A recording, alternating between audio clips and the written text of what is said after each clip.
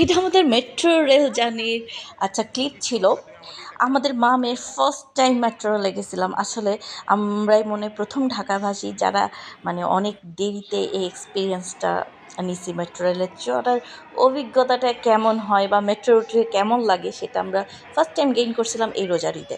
যেহেতু ঈদে এবার বাড়িতে যাই নাই, তাই মোটামুটি একটু টুকিটাকিভাবে সব কিছু ঘোরাঘুরি করতেছিলাম ঢাকায়। তো আমাদের মনে হলো মেট্রো রেলে যাই না, একটু আমাদের মেট্রো রেলের জার্নি হওয়া উচিত। তো মেয়ে তো যাবে না, সে একটু ভয় পাচ্ছিল। যাই হোক বুঝে সুঝে গেলাম। যাওয়ার পরে তো তার মুড পুরা চেঞ্জ হয়ে গেছে। মানে সে এত এনজয় করছে, এটা বলার মতো না। ওর এনজয় দেখে আমার যে ভয় ভয় লাগতেছিল সেইটাও কিন্তু অনেকটাই কেটে গেছে।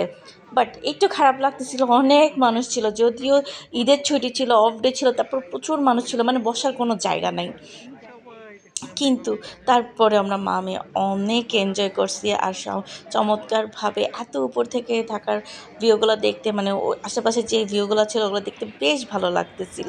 মানে আমাদের happy happy metro rail journey ছিল। আমার মেয়ে এত হ্যাপি, সে আবারও যেতে চায়। তো এর মধ্যেও আমাদের কয়েকবার হয়ে গেছে ঘোরা।